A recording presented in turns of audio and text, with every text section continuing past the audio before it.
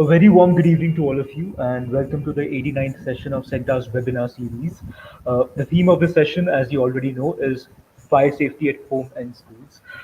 And those of you who've been attending our webinar series regularly would recall that the session was originally slated to take place on July 15th, but it couldn't happen then, but it's happening right now. And we're doing this session in collaboration with Beyond Carlton. And Beyond Carlton is a movement of fire safety concerned citizens who are aiming to change the way India looks at her fire safety and enables her citizens with fire safety awareness. We have two really special guests from Beyond Carlton. I'll quickly introduce both of them to you. First of all, Ms. Vasanthi Hariprakash. Vasanthi is an award-winning radio anchor and TV journalist. She is also the founder of the media entity Pickle Jar. She is a columnist with Deccan Herald and a curator of film festivals. Vasanthi has also worked with Radio City, NDTV 24/7, the New Indian Express, and she's also worked as a documentary anchor on BBC World News. She is the host of the Dosha King podcast that airs on Spotify audio platform. In 2019, she was invited by the US consulate in Chennai to be a mentor on a program that guides young adults towards their goals. She's a three-time TEDx speaker and the winner of Ladli Award 2020 for gender sensitivity in journalism. She's also been invited to various educational institutions such as BITS Pilani, Symbiosis Institute, Manipal University, and the Aligarh Muslim University to address students on various issues of contemporary India. Fantastic to have you with us, Vasanthi. Thank We you. also have with us Vidya Gogi. Vidya has a BE Electronics from BJTI Bombay University and also a Master's in Management Studies from Bombay University itself. She's worked in Mumbai and Bangalore with Tata Sons Private Limited, Satyam Consulting, IndianInfo.com, and Siemens Information Systems Limited. Since taking a break from full-time work, she's been actively engaged in her own apartment managing committee in various capacities as an election officer, as a secretary, handling special projects, in various committee member roles and so forth. She is in the process of creating various volunteer groups for causes such as fire safety, enrollments in electoral roll, apartment voting, ward representative teams, and so on. She's played a very active role in setting up fire safety training and awareness among her apartment residents, and she's gotten them to participate very actively in that. In fact, she extended her apartment management role by joining Bangalore Apartments Federation Governing Council to set up the community and citizen engagement on apartment and civic issues in 2017. In her larger ongoing role at Bangalore Apartments Federation, it covers all the spheres of apartment issues and policy. She's also engaged in various partnerships with NGOs and corporates to deliver initiatives to members. She's also the founding member of the Bengaluru Navnirman Party, whose aim is to enhance resident welfare association or citizen participation at ward level and improve municipal governance. She's also a competitive Scrabbler, and she's had a stint in the governing council of the Karnataka State Scrabble Association and the Scrabble Association of India from 2017 to 2020, and she is also pursuing handmade jewelry as a commercial hobby. We'll also be joined by Sumit soon, and I guess he'll be with us in a few minutes. But before you start, Vasanthi and Vidya, just a couple of quick housekeeping announcements for the benefit of those who are joining us for the first time. Uh, so we will be sharing a link to the feedback form at around 5:45. The feedback form will be shared at two places. One is in the live chat section. So that's the section where you're seeing all those good evenings and people introducing them. So that's the section where we'll be posting the link to the feedback form. It's super critical for you to fill in the feedback form for two reasons. One, for us to know how the session went and improve future sessions. Two, it's also important for you to get your record of participation. So in case you're looking for a record of participation to come to you tomorrow, please fill in the feedback form and you'll have your record of participation by now. And we'll also be taking audience questions. So in case you have any questions, please keep them ready. We'll take them in the last 10 or 15 minutes, and we'll try to answer as many as we can. And in case at any point in time you have issues with either seeing or hearing clearly, or the video is not great, what you could do is, A, you could either go full screen, B, you could also go to the settings tab and improve the video quality to either 720 or 1080p, and that should help you. That's pretty much it from my side, Vasanti. Over to you. Thank you, Karthik. Um, in Bangalore, where I am sitting, in a work from home setting, as we have been used to in the pandemic, in Bangalore we would say namaskara. But I know that there are people joining in from all across the country, where there are, of course, different kinds of greeting, from namaskar to vanakkam to adab to good evening. I know there are teachers joining in from Philippines, I'm told, from Kenya, and so many other places. So it's, first of all, such a thrilling time for me, particularly, to be in the presence of teachers. You just feel that you're back in the classroom. Isn't that what the feeling you get, Vidya? When was the last time that you'll have to unmute yourself? Yeah, didn't realize that. Yes, I think, and it is very apt that, and very, humbly and grateful that we are in presence of teachers, especially when we have just celebrated Guru Purnima. So, we are remembering all our teachers and the learnings, and what we learn in school stays for a longer time than as we grow older. So, I think we are Yeah. very privileged to be a part of today's session, Vasanti. Yeah, and a kind of an opportunity to teach the teachers, and we don't claim to have any extra knowledge. It is just that, as a team of Beyond Carlton, we are India's first fire safety community, and which is what I would like to tell all the teachers. And first of all, thank you for joining us in such huge numbers. I can already see on my comment box so many good evenings from so many different places. So my suggestion, like for instance, Anna Leah Davide, who says, good evening from Cebu City, Philippines. I was in Philippines for a BBC documentary that I had anchored, and we were in Legazpi, and this was to do with climate change. I don't know if your place is anywhere close to that, but I have very, very warm memories of that country. Likewise, if anybody is really addressing a question, it would be lovely to have the name of your school as well as your location, wherever in the country of India or beyond. This is just a suggestion. Now, though there's no really blackboard before us, but I would probably set a couple of extra house rules apart from what Karthik shared, which is that you have the chat box. We are also going to have some live polls.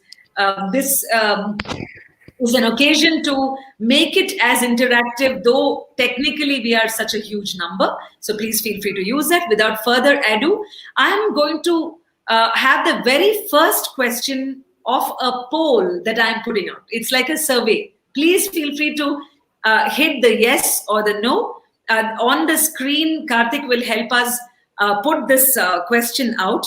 And that actually is very closely tied to what Vidya does, which is the safety drills. Now, therefore, my very first question on the chat, on the Mentimeter, which I'm told all of you are pretty familiar with, is that please answer this question. Have you been part of a fire safety drill anytime? At school or in your apartment? Take a couple of if you can do this in about 10 to 20 seconds, Karthik, if you can also run the ticker on the menti.com, www.menti.com, and then there would be a code which would be appearing on your screens. So I think it's 29555336. I can see that my other colleague, Sumit, has also joined us. Sumit, so hi and welcome to the webinar on fire safety in schools and homes. Are you doing okay time-wise? Can I finish a conversation with Vidya, or if you have to rush somewhere, we can have the conversation with you, and then I can invite Vidya onto this. No, it will be great pleasure to hear Vidya, because I have been rushing through something, just had to sign 200 signatures. I didn't know it will take a long time. So please go ahead and have that conversation with Vidya, and I'll definitely jump in later. Thank you, Sumit.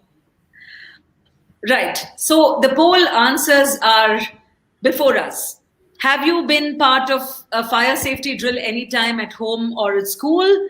I'm trying to, I think this is the time when I should be wearing my spectacles and seeing, what is the percentage shown, because that is slightly in small print. Yes. So it says about, 30 in proportion to 6 responses. That is a lot more, almost, 5x times of people have been part of a fire safety drill, which is I think good news.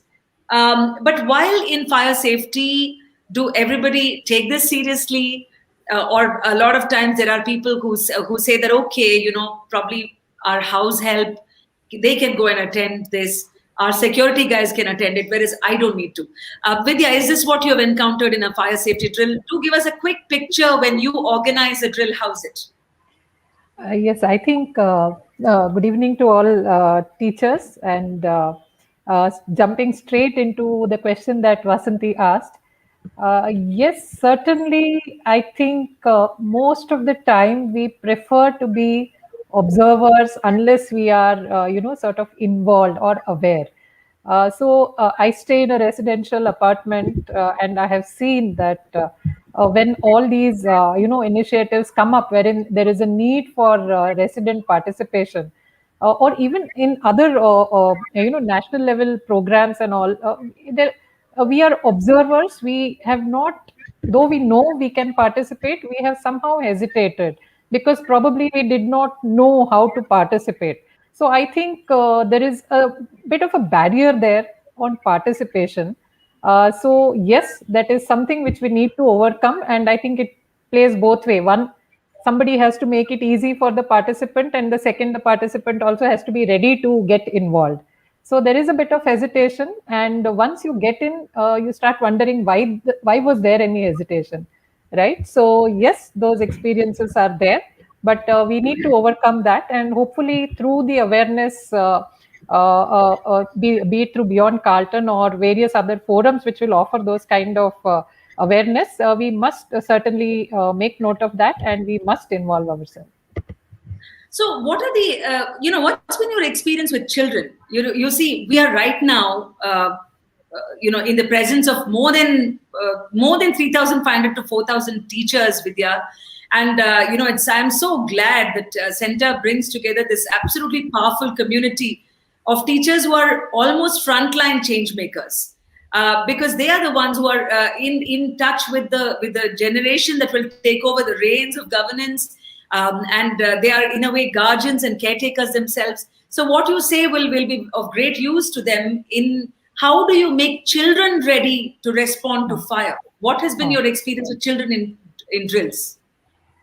Before I jump into present, I would like to go a little bit in the past, because what I recall before, after all these years, we did the fire drills for apartments and residents and children, is the fact that I myself remembered what I had learned as a part of fire drill in my school days, I right? see. So yes, so that memory is pretty much there.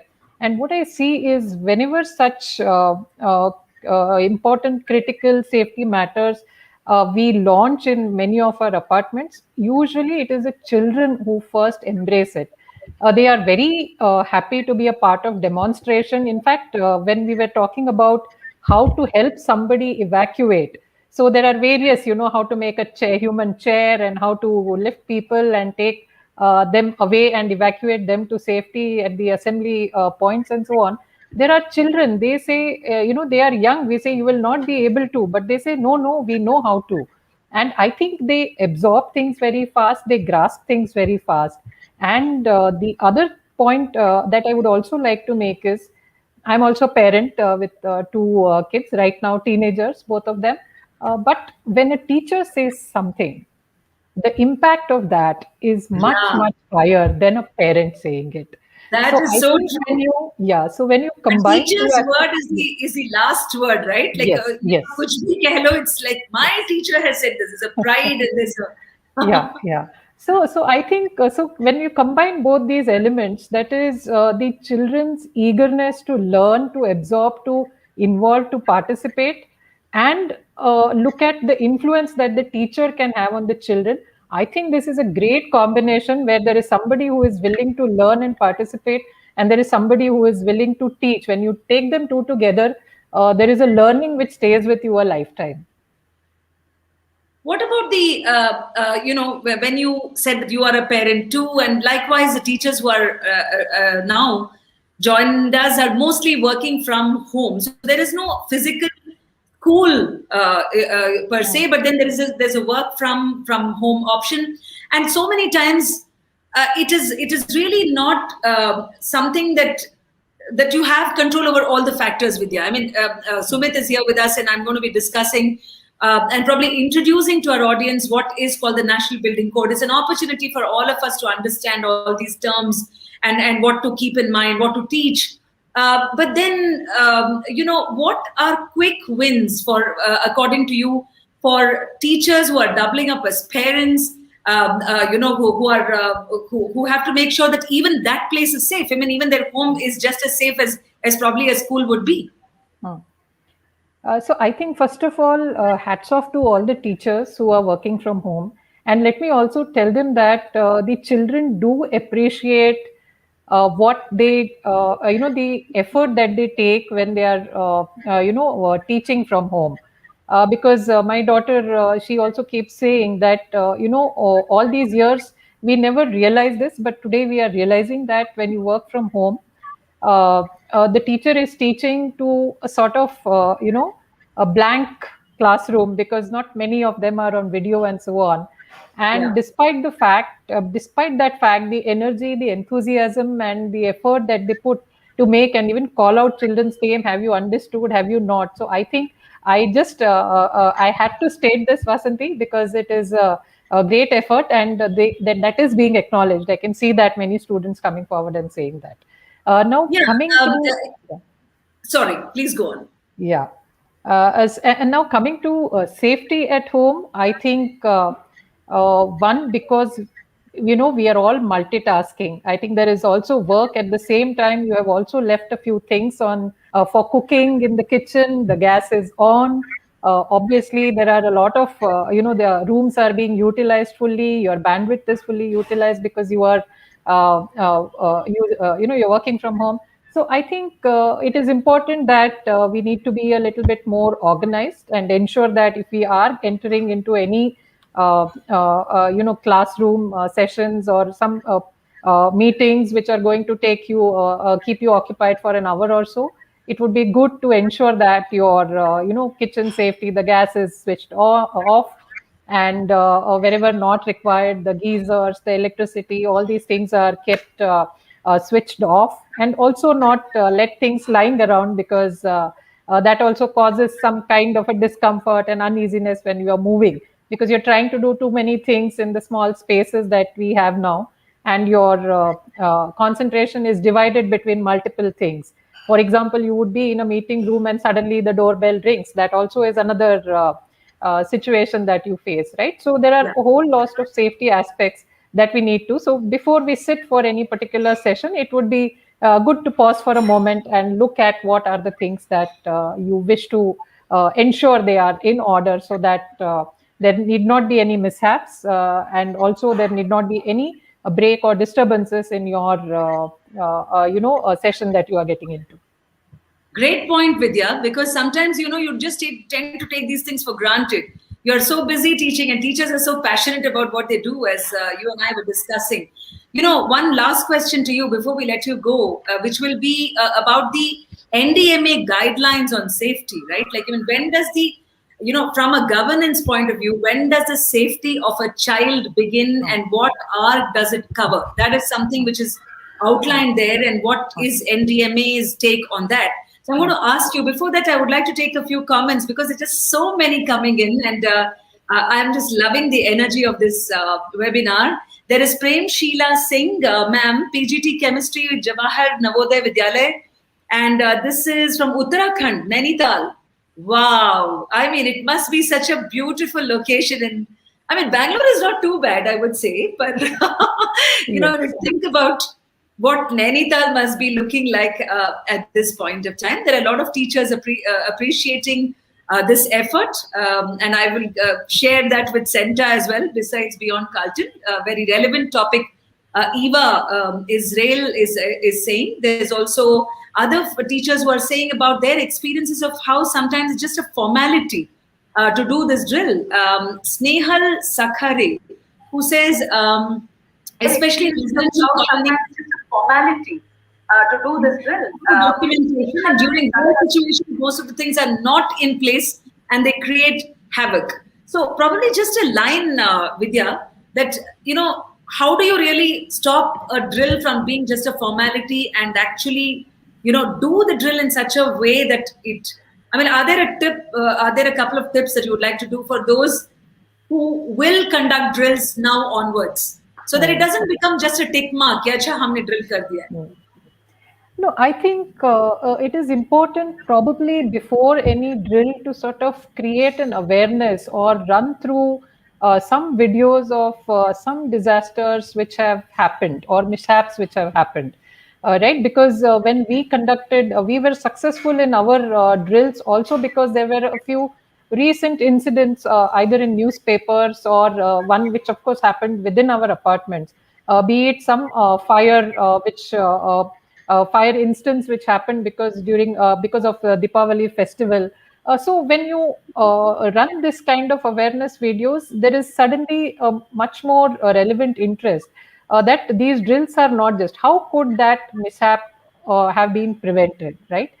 So I think running those kind of videos or actual instances, or if you have read it from the newspapers, it would be good to have a sort of background to that, and after that, conduct the drill with all involvement, because though we know that the drill itself, we need not do it so seriously that it may create panic, because when you talk about a drill, it could involve the whole school, all the students, all teachers. So the numbers could go up to 1,000, 2,000 numbers.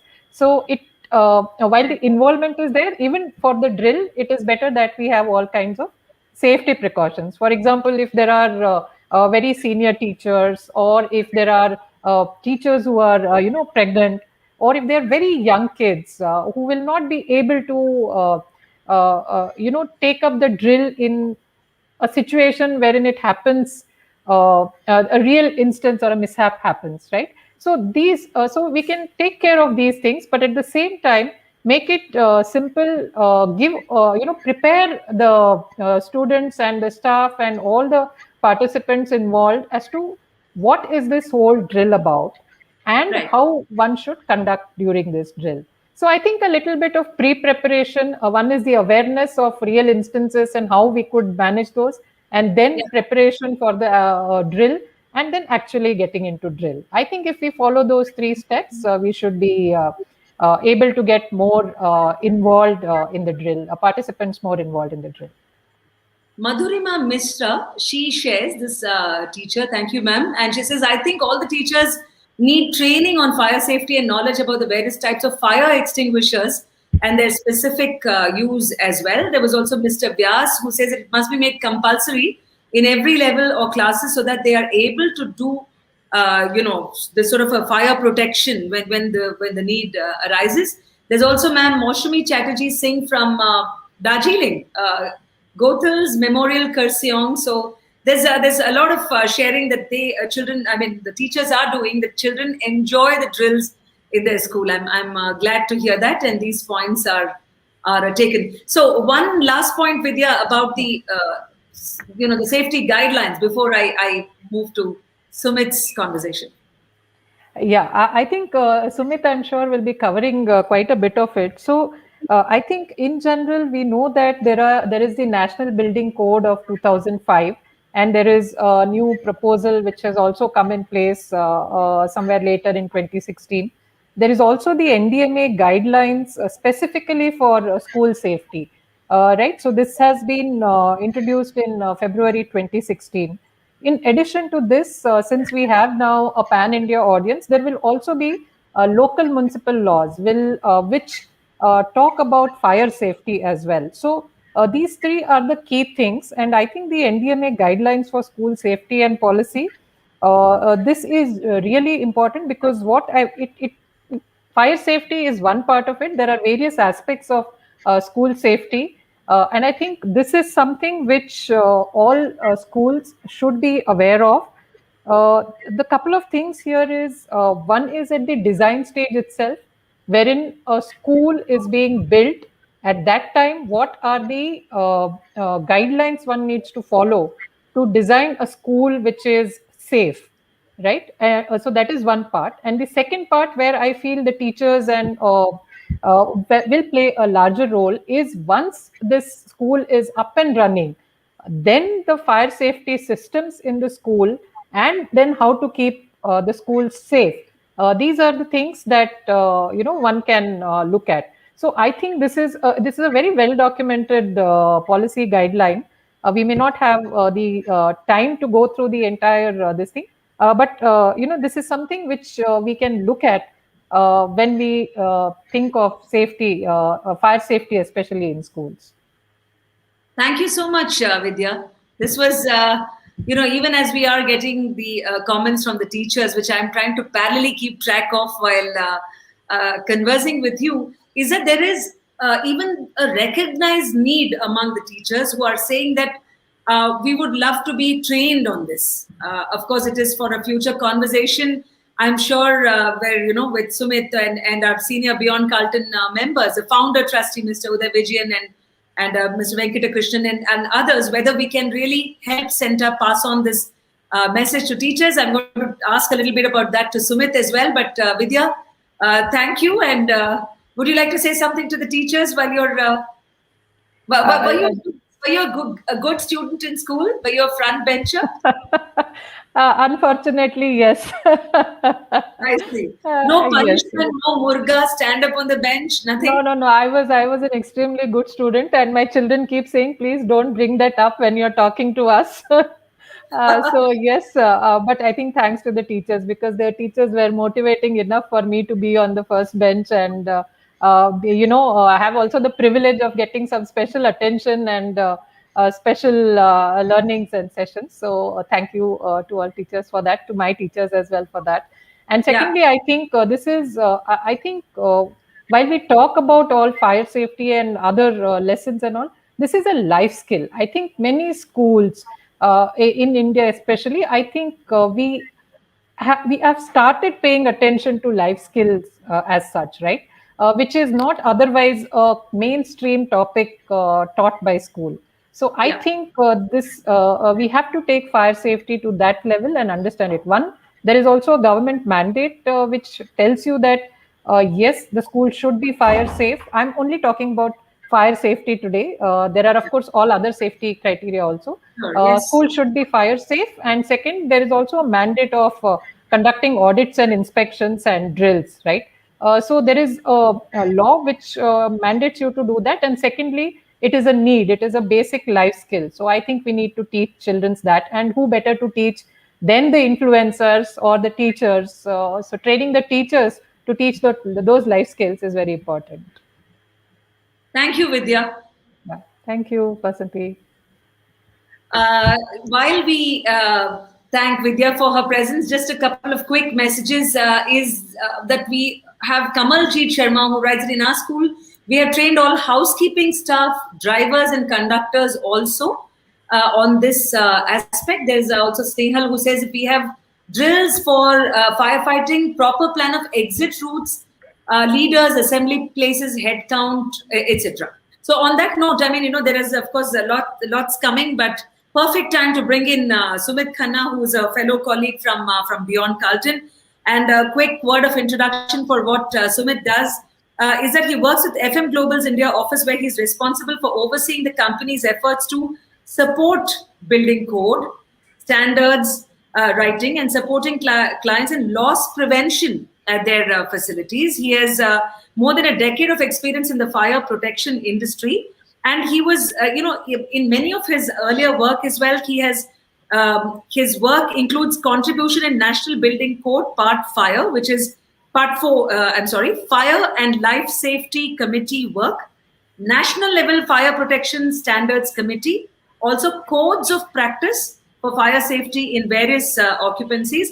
Now, he is someone who has always, even, in our various conversations, he has told about he passionately believes in the need for people to be very, very alert to fire safety. And particularly, he was one of the people who inspected the Carlton Tower. Yeah, remember, for those of you teachers who are not aware, Beyond Carlton origin was out of a fire tragedy in 2010 February, when 9 precious lives were lost to a high-rise fire in the Carlton Towers in Bangalore. And Mr. Uday Vijayan, who happened to lose his son to the fire, even in his moment of grief, put together this organization that has really gone on to be the first word in forming a fire safety community. That is for your information. There have been many interventions from Beyond Carlton, including a PIL, a public interest litigation, which made it mandatory for the authorities to inspect high-rise buildings. There's also been a fire safety blueprint, and Sumit has had a very crucial role to play in that. So with that, of course, somebody who's trained to be a fire safety engineer, one of the few that I know, I think from the Nagpur Institute. Welcome, Sumit, onto the Centa Beyond Carlton webinar. Thank you, Vasanti. Thank you so much. I think there were quite a lot of lingos in terms of the books and the standards. And ultimately, they're all guidelines. They're all standards for people to follow. And there are simple things that people can follow, and then there are complex things that we can follow from the National Building Code. I will just take some cue. I mean, Vidya brought out few very important points in the earlier discussion. I think quite a lot of teachers are coming up with the solutions that they have in their school, which is very nice and encouraging to hear. Sumit, before I ask you the very first question, we have a poll for the audience, and so please, fingers on the buttons. Let me ask you this question about how many of you, when you enter a theater, hotel, are you alert to the fire exits and safety measures? I mean, does a thought ever cross your mind? Ki agar aap hotel gaye khana khane, or you're just going to a mall to see a film along with the family, is fire safety on your mind at all? Hand on heart, give us an honest response on the Mentimeter poll. Karthik, if you can please enable that, where people can log on to the menti.com, and that is the question for you. I'm repeating that to all the teachers who have now joined us. When you enter a hotel, theater, or mall, are you alert to the fire exits, and what are the safety measures there? Do you ever think about fires? What we really want to know. So, we'll give it a few seconds. Not bad. I think as of now, the teachers are coming out as an alert committee. I confess that I don't, at least till I was part of Beyond Carlton, it wasn't, it never used to be first priority. Okay, are there fire safety? Okay, now the picture is getting real. No is almost an equal measure of people saying, no, we don't think about fire. However, there are, I think, pretty much many teachers who are also high on awareness, and I think that's really a great thing. Can I go back? I mean, can I actually further go ahead in the same question? I mean, those who said yes, they do notice, would they walk out of that hotel or a mall if they observe the discrepancies as far as the fire safety is concerned? I think that's when we will observe there is something wrong, that there is a fire exit door which is locked. And I think, being a concerned parent or concerned member of the society, I would walk out of that mall, or maybe bring it up to the manager who maintains that particular mall, that there is something wrong in your building. So I think that would be question number 2, following up with this. But yeah, even if you're checking into a hotel, Sumit, and then of course the fire exits, etc., are not exactly on our top priority. But as you mentioned, if it is not fire safe, will you leave the premises and go? So again, in the chat box, I am, I'm seeing a mix of very candid answers. Some people are saying, no, we won't leave. So I think it's very real. He said there are people who are saying, Swapna Kanojia says, once I complained. Vijay Shri Amit says that, well, I pointed it out. Anu says that I decided to pull my son from a music school as the fire hazard was very high in the place. Wow, yeah. Fire hazard potential was quite high. So yeah, back to you, Sumit. So why are we so why don't we really ever put fire on top of it? Is it that we think that it cannot happen to us? A fire accident cannot happen in my house or in my school, whereas data shows the opposite. I think if we really look at Vasanti, I mean, when I was growing up as a kid, I don't think fire safety was a subject that was taught in my school. And I considered all right. I mean, these are some of the things which is nice for fire department to know, but nothing that I should be worried about. So as a kid, I think our generation grew up in that age wherein this is something that will not happen to us. And that's how we became like that. If you see this generation, and we have been interacting with quite a lot of the students, Uday and myself, we have gone to few schools. And if you ask them questions, believe me, I mean, we run out of chocolates because every question that we ask, there is a chocolate which has to be given to the students. Students knows all the answers today, and which is a very very welcome change. And I feel very satisfied if I compare my generation when I was a student versus the generation that I see today. So quite a lot of them know quite a lot.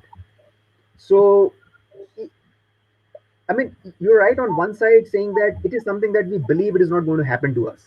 Most of us, I mean, who believes that road accident will happen to us? No, you know what? I will drive the car. Nothing is going to happen to me. Or if I go down to, I mean, some areas which is a flood-prone area, flood is not going to happen to me. Or similarly, fire is not going to happen to me. So this is our belief system that this is not going to happen. But much like what Vidya said, it is a life skill. Swimming should be known to all. It's a life skill. Yeah. Fire fighting, a basic firefighting with a bucket of water or with an extinguisher or right kind of extinguisher or even sand, or sometimes even with like just a beater with your broomstick. Those are kind of things that should be known. These are all life skills. Rescue, Hmm. stop, drop, roll. I mean, if your cloth catches fire, simple techniques like stop, don't run. If you keep running, you are having the oxygen continuously being passed, and then fire further grows. So stop it. Drop yourself on the ground Right. and then roll. And when you roll, you basically smother the fire, you kill the fire. So those are the life skills that people should practice more often. And evacuation drill is not just about getting the students out in the ground, taking the attendance, and then going back into the classes. And So let that's me where, ask you this, yeah, Sumit, yeah. that as far as teachers are concerned, what are the kind of school fires? Because, well, we've had the massive fire tragedy in Kumbakonam. And as this teacher, Mahesh Srivastav, is pointing out, the coaching institute in Ahmedabad, there have been one recent one now in March. In fact, let me read this out to the audience. And what was the cause of the fire? I'm going to ask Sumit, what are the kinds of fire? It could be, let's say, chemistry lab. I'm just kind of trying to imagine कि school में किस किस तरह से fire हो सकता है, what is the kind of thing that can happen. And so it says, since the coloring of furniture was going on in the school in Ahmedabad, Naroda to be precise, the combination of chemical colors and wood is highly inflammable, which resulted in fire spreading to other floors of the school building, has been completely doused by 12 p.m. And we have also made our way for smoke to come out. This is what the municipal corporation said. So here's one, I wouldn't imagine this sort of colors in the furniture and sort of interaction and this inflammable material. So teachers here need to be aware of, if you can really list out the kind of fires they should be alert about. So if you really see, schools have got a lot of combustible materials, much like our homes. We all have desks, we all have chairs, we all have upholstery, which is all filled with polyurethane foam. Everywhere, every class you go, we have lots of combustible material. Now you have a lot of air, and it just needs the right ignition source. When three things combine, that's when the fire happens, right? So if you really see, fire can happen anywhere inside the school. Now, as long as we keep these three things separate, life is good. Pretty much, you cannot separate combustible material like desk with the oxygen. They are going to coexist. As long as you're able to take out the ignition source, be it electrical ignition source or even the open ignition source like candles and other things, or the matchstick that the kids might play with, your life is safe. However, if you go down to the chemical or chemistry lab, there are certain chemicals which is being stored. There are certain chemical reactions which happen. There are certain shelf life of some of the chemicals that you should be keeping in mind. So if you have a proper segregation of those chemicals being stored into a cabinet, not stored on a floor, there are lesser chances of those chemicals being spilled on the floor and then coming in contact with the ignition sources and then generating the fire. Now, you mentioned the example of painting happening and the fire happened in one of those schools. Yeah. So, not so much the colors, but the varnish, the thinners that the thinners that we use to basically dilute the paint for painting inside the building. Those are actually highly flammable, ignitable liquids. Now, those ignitable liquids, if they are kept open, they have the tendency of generating the vapors, and vapors, when it comes in contact with any ignition source, is going to generate the fires. So, idea is it can happen anywhere. Chances of happening in the area where you have the burners, I mean, if you are using in the chemical lab, or if you have the chemicals that you are using in the chemistry lab, or even certain areas where you have high electrical loads, computer lab, you have Yeah. multiple computers, multiple machines being connected to one particular socket.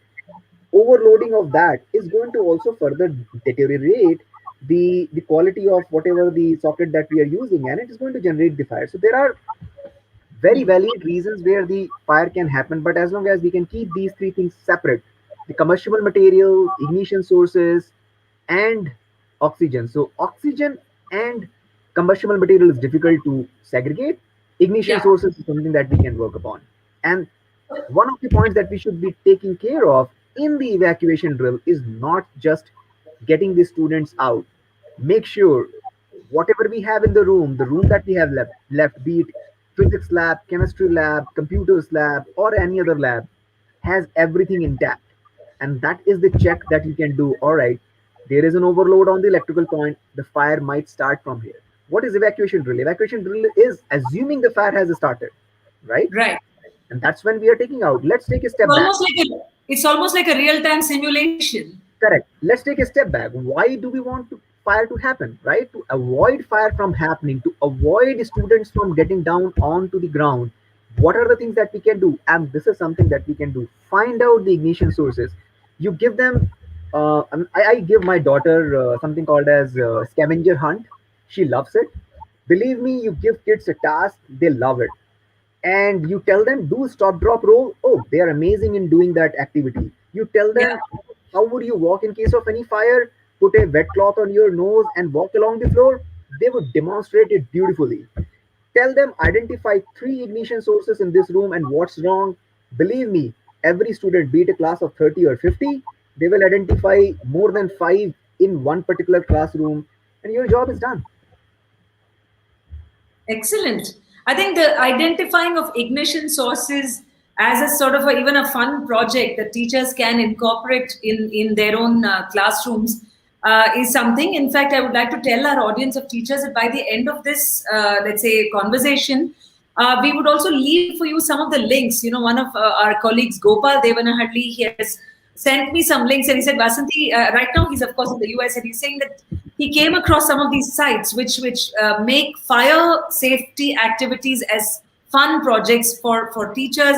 There are acronyms. In fact, he was also saying about how firemen or fire safety personnel are in many countries the heroes of their communities, and that is something which is missing in India. Sumit, I don't think we have ever really thought of the fire people. I don't even know how many of us have gone to a fire station. We've probably looked at it from far, but that sense of pride in these kind of daily warriors who put their own lives at risk to rescue us, to make sure that they are there as saviors in some ways, with those hose pipes, etc. Those are things which probably teachers can. I mean, it's just a suggestion from Beyond Carlton that you can include this very organically within your own curriculum, even if it is really not there. There's a question for you, Sumit, from Biji Suresh, who asks you, can you please say about the different types of fire extinguishers? In fact, I will add a question to that. Now, how do you make a school fire safe? How do you make an apartment fire safe? Can sometimes be beyond us. I mean, you are the guy who has also helped in writing some of these codes with all the people out there as policymakers. But as a teacher, as a parent, I am just thinking, give me a quick win. I mean, I can't wait for sprinklers, my builder to incorporate that, or my school management. Sometimes these are not in my hands to make a place this thing. But I want to know what I can do as an individual, as a teacher, to make it safe for my children and all of us. Okay. So before I actually talk about the protection, what the question is, how do I fight the fire? Okay. And before I actually jump on to what are the types of extinguishers and types of fire, I would actually take again a step back. How do I prevent fire? So let's talk of prevention and then protection. And then I would talk three things on rescue if in case fire has already happened, right? All right. So any parents, all of us, be it wherever we live in apartment, we work in offices, we have kids in schools. Three things which we can do: prevention, protection, and then rescue. On prevention, if we can really find out how is our housekeeping, give a project, give five things to identify to any kid. Identify in any room wherever electrical points are. Do we have the combustible material very close to it? So many a times what we do is we stack the newspaper and then keep stacking over a period of time, and it goes very close to the electrical point, right? That's where we are actually making those two things come in contact: ignition source and combustible material, right? How do we Right. segregating? So start with the housekeeping, and this is just one example that I have told. Give the kid an example that, hey, can you even go and identify in your housekeeping home? Can you go down to the security home's house and can exactly do those five things and tell him? That becomes a community project, wherein student teachers are teaching the students. Students can be utilized, go further and help their community members, be it security guards or be it housemates or the cook who comes in their home, right? That's how you multiply the efforts. Housekeeping, then find out where the electrical points are loose. Okay. And then everybody has got, I'm sure all of us do use, LPG or some form of the gas for cooking. Every cylinder comes up with an expiry date, much like the medicines. So find out the cylinders that we all take at home. Is it expired? Or have we checked whether it was leaking before we took the cylinder inside the home or not? Yeah. So find out these three things, I would say, on the prevention side. I mean, there are lots of checklists which is there. I don't want to get into there. We all can talk about the book. Three things, if I have to talk about extinguishing, protection. You asked Yeah. about the type of extinguishers. Before I talk about the extinguisher, let me talk about the type of the fire, and that's when you would know what kind of extinguisher to use. There are only major four classes that we have in India, and it's very easy. All the alphabets that we learned in nursery, they all can be used to learn the fire. It's A, B, C, D. I see. Yeah. Right? That's it. Very simple. Okay. A is wood or wood type of fire. A class type of fire is wood, like cloth or desk or paper, all this kind of material. If it burns, it's class A fire. B is oil. Okay. The kerosene, petrol, diesel. C is gas, LPG, LNG, CNG that we have at home, right? And then D is metal, magnesium, and all that, which we usually would not see in the general, environment. Home We would, setting. yeah, we will mostly see A, B, C, and of course there is a unclassified which is called electrical fire, E class of fire. So A, B, C, D, E. Once we know this is the type of the fire, each extinguisher would have a demarcation written on it that it can be used for A, B, C, D, or E. Believe me, most of these schools which have got all the extinguishers, they are kept correctly at that place because anybody who's doing the installation has to understand as a minimum what kind of extinguisher need to be placed near to the chemical lab, what kind of extinguisher needs to be placed near to the computers lab, what kind of extinguisher needs to be placed near to the substation inside the school. So they all have been kept correctly. We just have to learn how to operate. Some of them are a squeeze grip. You just squeeze it and the powder comes out of it. Before that, you have to remove the safety pin, of course. Okay. We can upload another video how to use the extinguisher. But remove the safety pin, squeeze the grip, throw the powder on the content. So typically A, B, C, all types of fire can be tackled by that type of extinguisher. Right. ABC, and it is with an ABC type of extinguisher. Now, computer lab, the moment you throw powder on it, you're going to spoil by powder than actually by fire, right? So you don't want to do that. So there is a Yeah. CO2, which is a class E fire, and CO2 type of extinguisher, which is a gas which can kill the fire, smother the fire. You're reducing the oxygen and kill the fire in that area. It is only the knob. Of course, the sound comes, right? But don't get scared. Get, I mean, practice it. There's only Yeah. one life. If there is no fire, you can practice one extinguisher every day. Get it refilled. That way, what you are doing is you're actually finding out whether your extinguisher is operating, and at the same time, you're training all your teachers. Yeah. And Otherwise, when unfortunately, when the crisis comes, sometimes the appliance is already defunct or it's gone out of date. So this is a good way to ensure that sort of practice. absolutely, absolutely. So that's the way how to operate extinguishers. Similarly, at home, when there is a oil in the pan, do not put water in it. We all know if we put water in it, ladies especially, they know a lot. Gents, unfortunately, they don't know. We try to become macho and then try to kind of throw the water onto those pans, and ultimately the fire further aggravates. Okay, so this is my advice, being a man, to not venture out in the kitchen. Ladies have been handling the kitchen for centuries. They know how to handle it. Let them handle it. But in case men wants to learn, oil pan fire can be closed not with water, but just close the lid. Simple. Okay, just close the lid. You cut off the supply of the oxygen. Okay, That's that's how right. you can fight the fire at the kitchen. Now, two, three things on the rescue. Imagine now the fire has already happened. So I spoke about prevention, housekeeping, electrical stuff, and LPG cylinder, and then of course fighting the fire with extinguisher, understanding the fire, and then closing the lid, and keep a bucket of water filled somewhere in the corner. If a A-type sofa gets on fire, throw water on it. If electrical thing gets on fire, throw sand on it. Right? Simple techniques. Now rescue. You can actually rescue. Rescue is very simple. If somebody has fallen down, don't leave them. Right next to that person, put a bed sheet or put a blanket. Put that person on it, hold it, tie it around at the corners, at both the ends, and then drag it. You can drag the person out of that house. It's simple. Sometimes even if you're healthy, I mean, this is for kids who can actually drag even the parents out if the parent has become unconscious. Now if there are kind of a couple of adults who are hefty who can actually rescue, you can use chair. Let the person sit on the chair.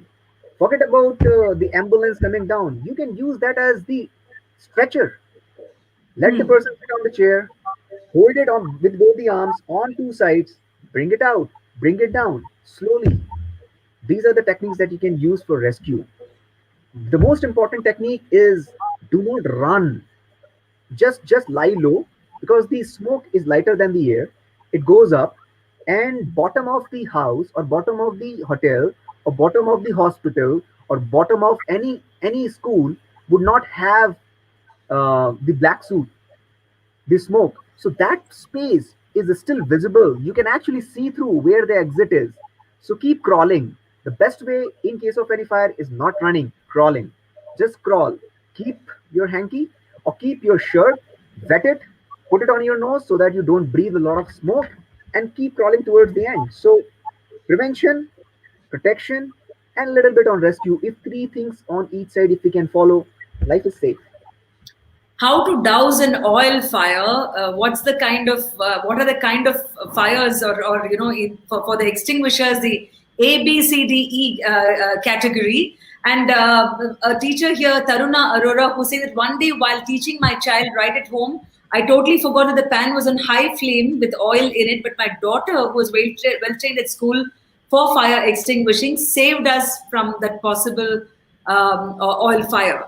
Oh, good on you! It's so lovely, isn't it, to hear about children who have been trained and actually put it to good use. And Sumit, you have given so many pointers, particularly simple ones like covering yourself with a wet cloth or even your shirt or whatever, your sari and this thing, to make sure that you're not breathing that smoke, and to make sure that you're crawling, because smoke is lighter than air, and therefore you may even spot the exit.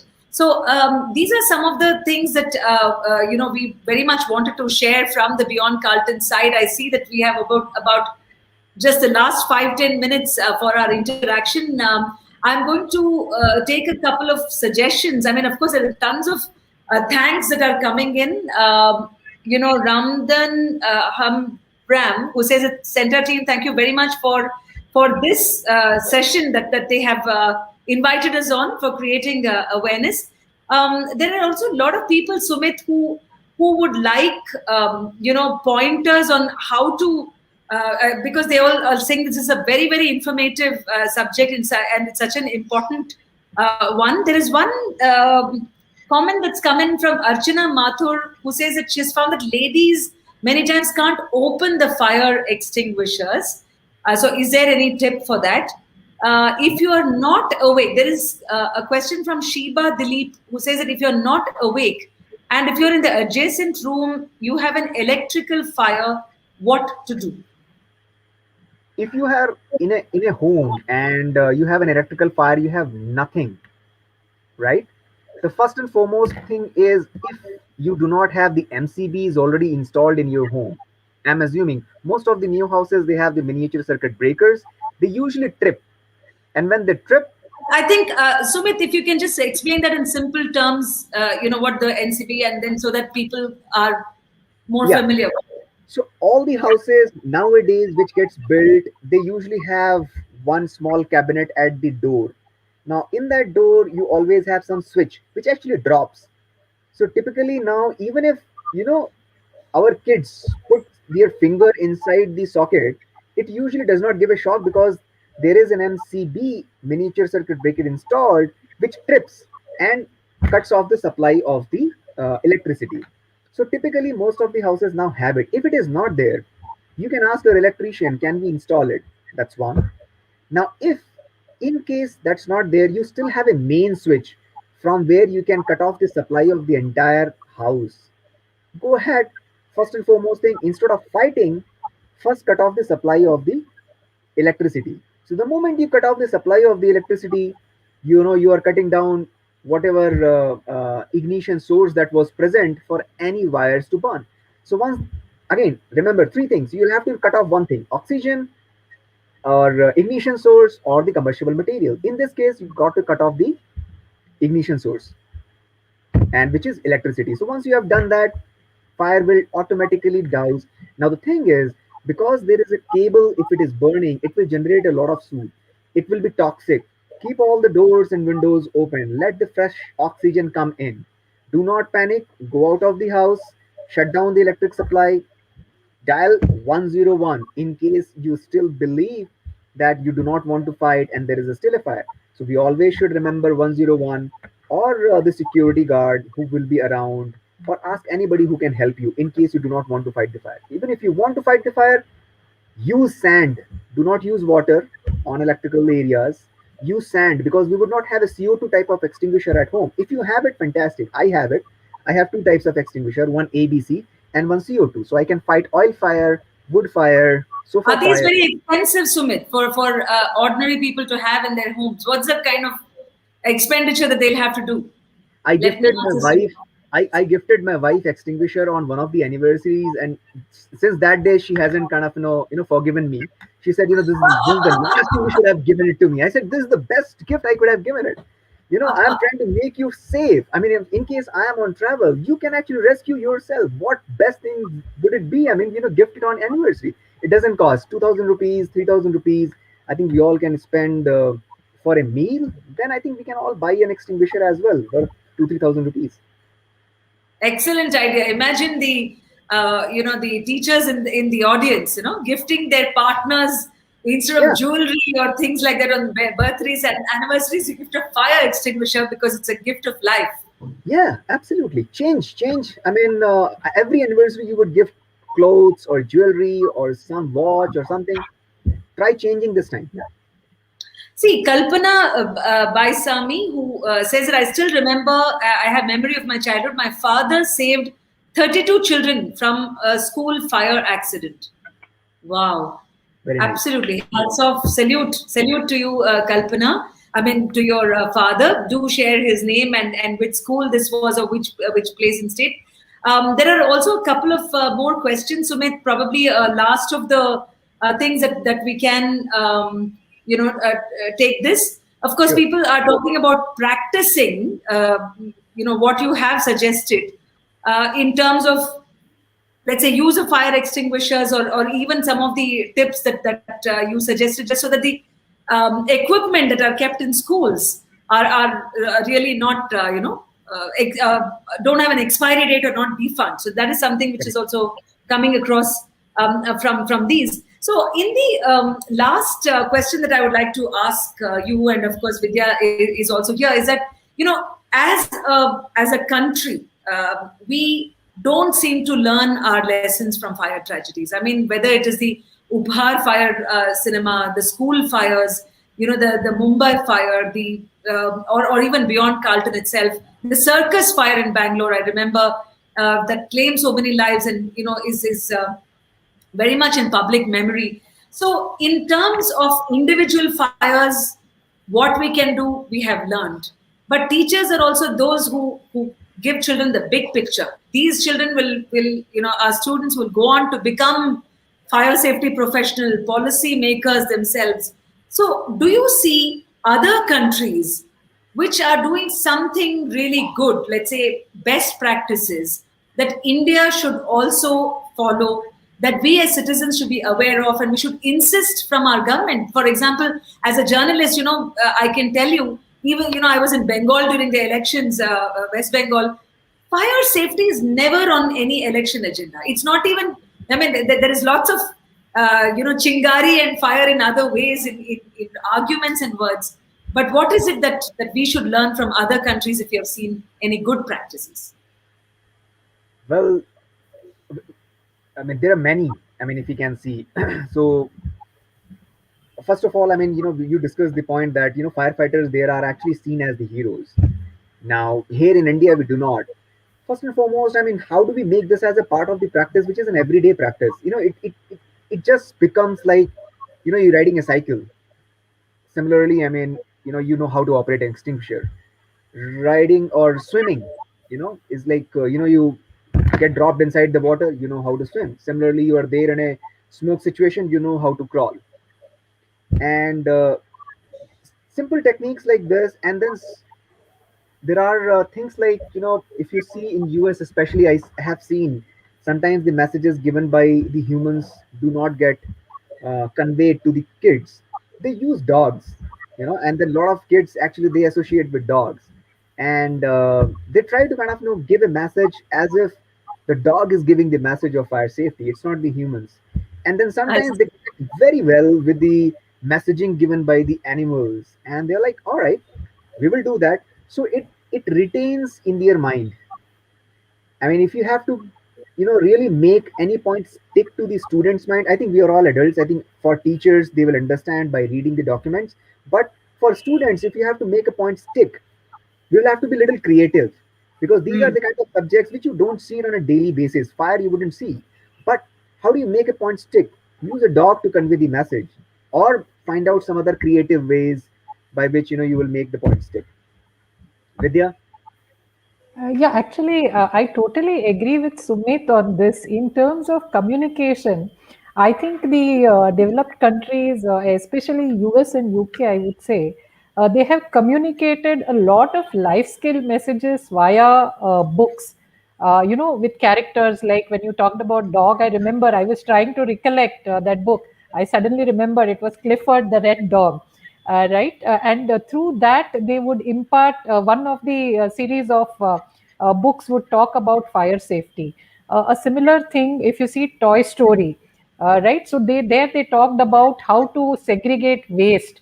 So all of this came out in a cartoon kind of a framework. Even Postman, the duty and the importance of post and postman. So all these essential menial services, as one would call it, they were all depicted in a story-like fashion so that it caught the attention of the children, right? So that is one thing which I keep thinking: why have we not come up with some of these creative communication story-like format? to make ourselves learn some of these basic skills. So that is number one. And number two, I think it's also on a country level. I think this year we sort of rejoiced because in India we had actually heard about a budget to ensure, fire safety, right? And I think Vasanti may be able to add a few more things because Beyond Carlton did present that there is a need for this, and after almost 2 or 3 years of, or perhaps more, pursuing this, we've seen that there is some element of budget at a national level allocated to fire safety, right? So I think these are we are just about making those, but there are a lot of things which we can do in a small way, illustrative way, which can impart this knowledge to children across various age groups. So I think that is very important. And Vasanti, just a couple of questions. I just, as I was reading through, I thought I will, Vidya, you know, before Vidya, can I just pitch in? I mean, just to add to what Vidya just said. I mean, two things. I mean, if teachers, teachers give a lot of projects. We have history, we have geography, we have biology, and every project. Scrapbook. And my daughter keeps filling the scrapbook with one-pager projects.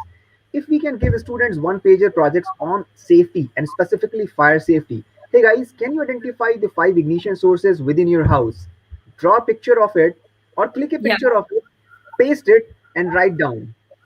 And put it in the form of a project and submit 5 things in. And if any student goes beyond his or her own house, can you go down to your friend's house and can you do exactly the same thing? you Excellent. know Yeah. the kids kind of go down to different houses, play. Now apart from playing, this is a find out the ignition sources. A combustible material is everywhere, oxygen is everywhere. Find out the places from where the fire can start. Give that as a task. Let them submit that project. That becomes, give them the marking. Give them 10 marks in some value education or some other courses, right? That's one small thing. Second, budget. She mentioned about the national budget on fire safety. I'm talking about the budget for fire safety just at home. Hey, would you like to kind of devote certain budget only for fire safety? Now, what kind of budget? Extinguisher that needs to be brought every year, or visit to the fire stations that we can do every year, or the chocolates that we can give to all the firefighters to just say thank you. Even if they didn't come down to your home, they must have gone to somebody's home, right? Can we park that budget? Give that task to kids. I'm telling you, kids will follow up with their parents, follow up with their teachers. Hey, ma'am, we have done this, we have done I that. think the key is to really involve children, and it's always great to have a two-way street in this. And you're absolutely right. I mean, the kind of enthusiasm that even teachers here have been sharing on the chat window about what their levels. I mean, and you just have to literally light a spark. I mean, in this case, Yeah. pun intended. So one thing, Vidya, before you ask your question. There is one question from a teacher and also a lot of appreciation from Annette Ashley Joseph.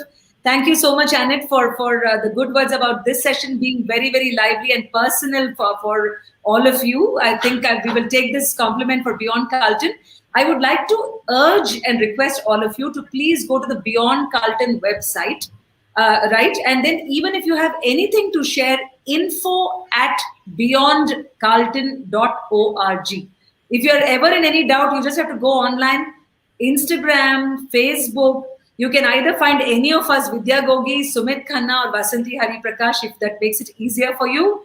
You can note down the names, or better still, we are there everywhere. In the sense, we are on Twitter as Beyond Carlton.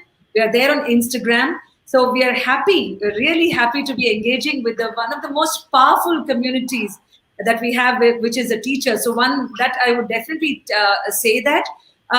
We have a question from Mr. Raghavendra Mahadevan who asks you, Sumit, will switching from overhead electric lines to underground cable help?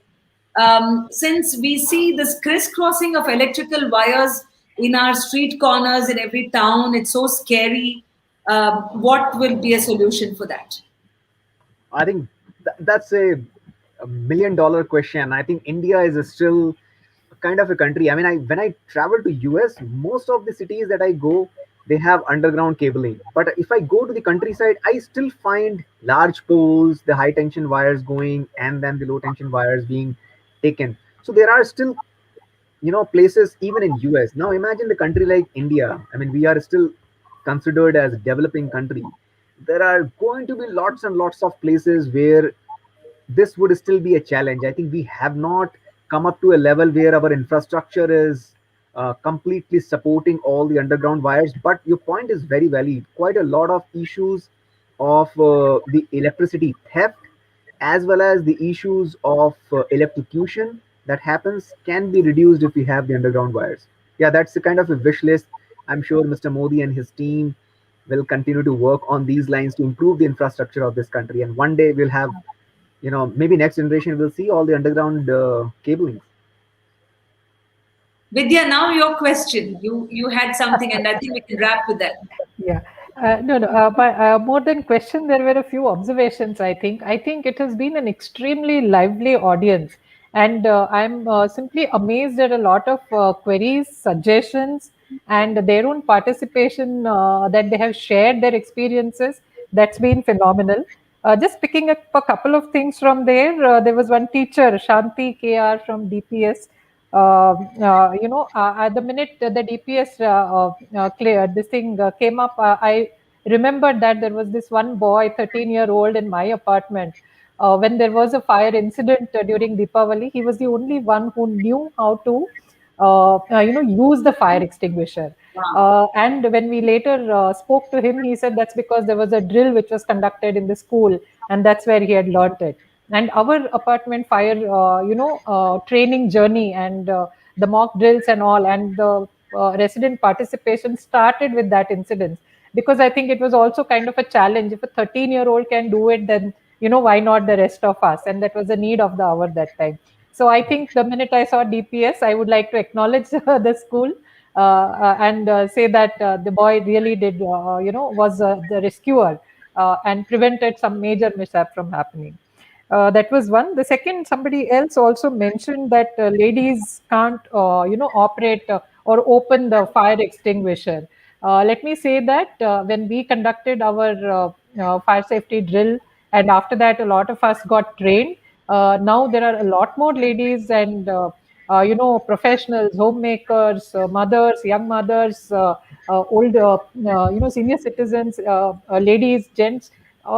Everybody can open. Yes, lifting that fire extinguisher could be a little heavy, but somebody could do it for you, who can lift that. But opening the pin and pointing it and using it is very simple. It's just a matter of going there and getting once or twice using it, and then as during a training session, and you can certainly do it. There was one more question on our school is on a landslide zone. Yes, I So saw what that. are the, yeah, yeah. Yeah, I So think the teacher from Darjeeling said that. yes, yes.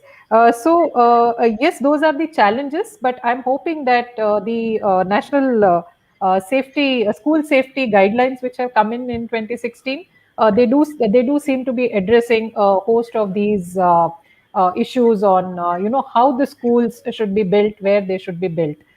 So I think there are answers when we seek and it's good that we are seeing so many questions coming from teachers Yeah, for yeah. whom this is, How to yeah, download the yes. certificate. Yes, Somebody, yes, I think we're running out of time. I don't know whether right, we can answer all this, but right. as a wrap up, Sumit, you should. This thing is somebody wants to know about the National Building Code, the most recent updates. There are a lot of people who want to know how to. I don't know which particular certificate is this. A safety certificate, occupancy. I'm not sure, but Jigar Modi is asking about that. Shantanu Kumar Datta, who says that please discuss NBC. I think we'll need a separate Need a session separate session for it. Yeah. Yeah. No, for I that. think we We should may do have to it. do another session along with Center. Who knows at the Right. later point. Right. Yeah. Yeah. Maybe another session would really help in going slightly more deeper, and then Hmm. another session which specifically answers some of the questions that teachers have posted today. Yeah, I'm only thinking, Sumit and Vidya, that if at all we had children also along on this webinar, what it would have been like. Absolutely. Maybe Super. we would have had to keep quiet and they would have answered all the questions. Yeah. Yeah. Yeah, that's right. I think as an ending, one which we promise is from Beyond Carlton's side. There could be a mailer sharing some of the sessions which I've already put out to share with Karthik Menon of the center team. On creating interesting projects. If there's any other extra information that comes in from Sumit or our members Venki, Gopal, Uday, Ashok, Cheryl Rebello, who again has written a fantastic piece. I mean, if you really go to the website Citizen Matters and you really type in Cheryl Rebello's CHERYL, and she puts down very, very simple terms. What is a framework that we all can be aware of and to be fire safe? There are also some suggestions to please check your gas cylinders. I mean, there's of course a lot more coming in there. But maybe we can leave with saying the names of our own schools, because that could be a tribute to the teachers who are there in the audience. Vidya, which school did you go to and where? I went to the Indian Education Society or King George School in Bombay. I see. Yeah. So there is a series of schools. This is up to 10. Then, of course, there is Ruia College, and then there is VJTI, and then there is Somaya. So there are 4 learning institutions which, I was fortunate to be a part of. That has brought us all this far. It's nice to be taking their names once again. Yeah. Exactly. So I want you all to have that experience of remembering and naming the schools. So Sumit, where did you go to school? Well, I would like to take this opportunity to say thanks to all my teachers which have been there throughout this journey of teaching me. And I'm sure, I mean, none of those teachers are there in this, but right from my old childhood, Ram Leela Vidya Mandir, Palia Montessori School, then Baldev Vedic College, then Lucknow Christian College, then Hislop College, then National Fire Service College, then Narsi Munji Management Institute of Studies. All of them, all the teachers had, I mean, a big thank you to all of them. And they really had a great role in terms of shaping the way I think today. So a really big thank you to all the teachers. And I really admire the kind of work that they are doing during this pandemic, because I see them struggle not only through their own personal, life, but, making sure the students, that the kids of, us, they're all getting the right education. So thank you once again to all the teachers who are here, and thank you all the teachers who were there in my journey of during the learning phase. I would have a similar kind of memory recall exercise like you, Sumit, because I went to 11 schools. My father was posted in Punjab and Bihar and UP and Tamil Nadu and God knows Gujarat and so many other places. But the Atomic Energy Center School, Kendriya Vidyalaya in Narora, where I spent a chunk of my time. And in Tamil Nadu, there's a school called Shankara School in Adiyar. And of course, one Summer Hill Convent School in Bathinda, where we sat in the cold, and I used to learn Gurmukhi there and promptly forgot it as well. So there are great memories of all the schools that we all have gone to. So on that note, let's close the session on a note of a post-COVID world where there is lots of safety for everybody. May all families, may all people, wherever you are in the world, may your families, of course, and your dear ones stay safe. Not just from COVID, but also from potential fires, because we can see that you're already such an aware lot. The thing is that, are you willing to become ambassadors of the message of fire safety? This is what I would like to ask you and welcome you to become part of the Beyond Carlton community. It's a not-for-profit. It is really a citizens movement. And I cannot begin to tell you how, on behalf of the entire Beyond Carlton team, how grateful we are to Centa. We've been interacting with Priyanka, with Ramya Venkatraman, with Karthik Menon, and Akbar, who put those creatives together. I've been seeing so many mails come back and forth. So we look forward to more interactions, but do stay in touch, because the conversation is never over, because the lesson, we have still not reached the end chapter. This is something which will continue. So vanakkam, namaskara, adab, and a very, very good evening. And thank you. Please keep those messages coming in. Thank you from all of us. Over to you. Back to you, Karthik. Bye. Thank you so much, Vasanthi. Thank you so much, Sumit. Thank you so much, Vidya. And as you said, we had so many questions, and of course, we could just answer a few. And we would love to have you back and do another session. And there's multiple requests already, and I'm sure your own email inboxes are going to be flooded from tomorrow with various requests from schools to That is do one such. homework we won't mind, Karthik. Yes. But thank you so much, and really, really appreciate this. And this is, as you said, this is just the beginning, and and then we hope to work with you on Carlton closely.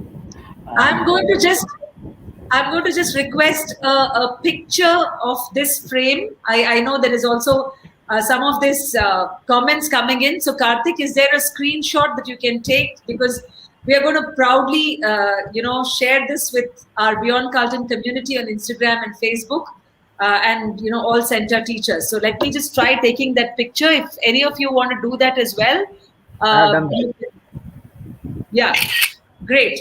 We have frozen this frame. So, yes, thanks again. thank you so much, Yeah, thank and you. thank you, Vidya, thank you so much, Thanks, thank you, Karthik. Vasu. Thanks, Vasanthi. Thanks, Thank Vidya. you. Bye. Yeah. Bye bye. Bye. Bye.